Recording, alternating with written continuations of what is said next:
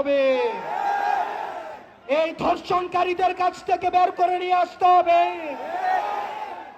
এই অলিগার্ক শ্রেণী থেকে বের করে নিয়ে আসতে হবে, এই লুটকারীদের থেকে নিয়ে আসতে হবে।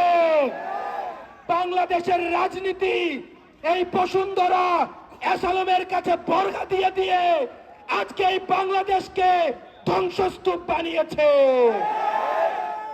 প্রিয় পাবনাবাসী, আপনারা জানেন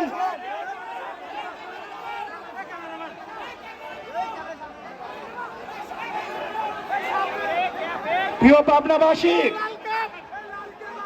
আপনারা জানেন পাবনাকে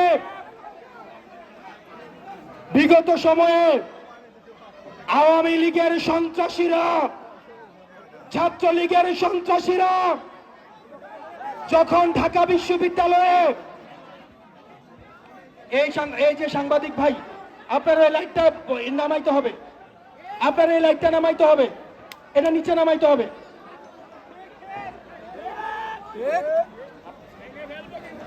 ঢাকা বিশ্ববিদ্যালয়ে আগে যখন শিক্ষার্থীদেরকে নির্যাতন করা হতো, আওয়ামী লীগ যখন দিনের ভোট রাতে করত,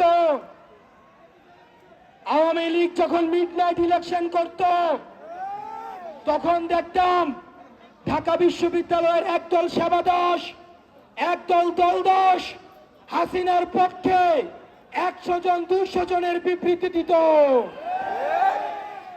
আজকে দেখলাম আমি যখন হাসিনার বিরুদ্ধে, বসুন্ধরা মিডিয়ার বিরুদ্ধে কথা বলেছি, আজকে দেখলাম কালের কণ্ঠের সম্পাদক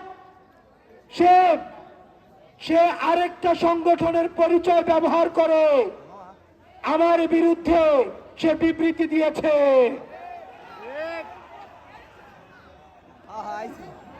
আমরা স্পষ্ট করে বলতে চাই, আমাদের মিডিয়ার ভাইয়েরা, অনেক মিডিয়ার ভাই রয়েছেন নিরলসভাবে পেশাদারিত্বের সাথে সাংবাদিকতা করে যাচ্ছেন, নিষ্ঠার সঙ্গে সাংবাদিকতা করে যাচ্ছেন, কিন্তু আপনার মতো বাটপার, আপনাদের মতো দলদাস, আপনাদের মতো চিটার, আপনাদের মতো বিবেক বিক্রি করে দেওয়া এই সাংবাদিকদের জন্য, এই বসুন্ধরার সাংবাদিকদের জন্য আজকে সকল সাংবাদিকদের ইমেজ আজকে ক্ষুণ্ণিত হচ্ছে।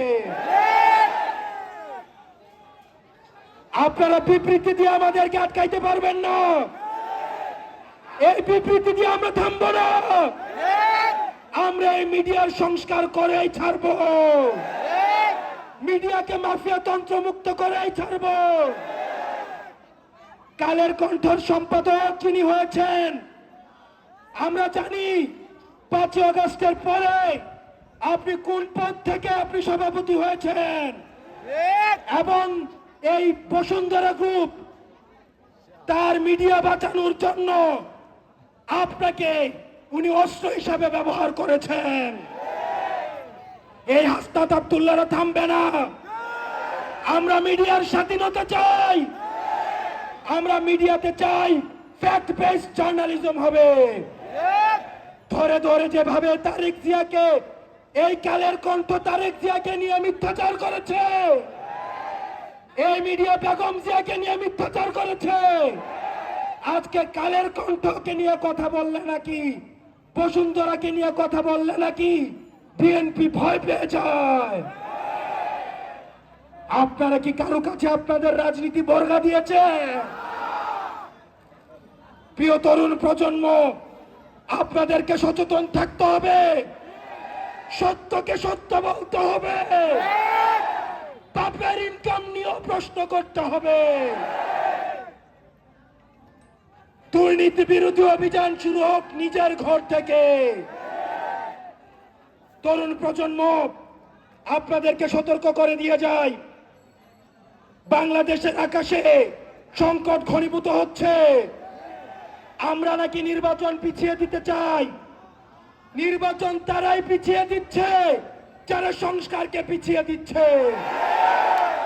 আমরা নির্বাচন দ্রুততম সময়ে চাই, আপনারা নির্বাচন পিছিয়ে দিচ্ছেন।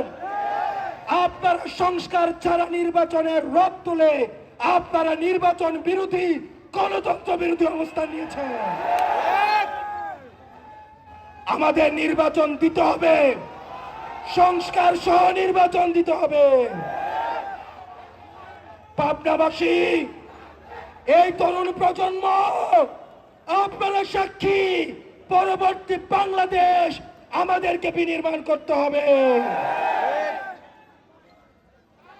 আমাদেরকে সচেতন থাকতে হবে, আমাদেরকে ভারতের ষড়যন্ত্র নিয়ে সচেতন থাকতে হবে, মিডিয়ার ষড়যন্ত্র নিয়ে আমাদের সচেতন থাকতে হবে, আওয়ামী লীগের ষড়যন্ত্র নিয়ে আমাদের সচেতন থাকতে হবে।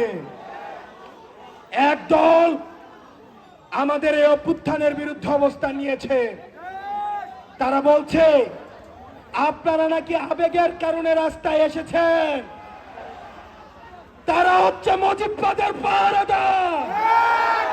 যারা বলছেন এই অভ্যুত্থানের আইনগত ভিত্তি নেই, তারা হচ্ছে নতুন করে এই মুজিববাদের ঠিকাদারি শুরু করেছে। প্রিয় তরুণ প্রজন্ম, আমাদের এই জুলাইয়ের ঘোষণাপত্র লাগবে না? জুলাইয়ের ঘোষণাপত্র লাগবে, লাগবে। আগামী 3 আগস্ট শহীদ মিনার থেকে আমরা আমাদের দ্বিতীয় বাংলাদেশের ঘোষণাপত্র পাঠ করব।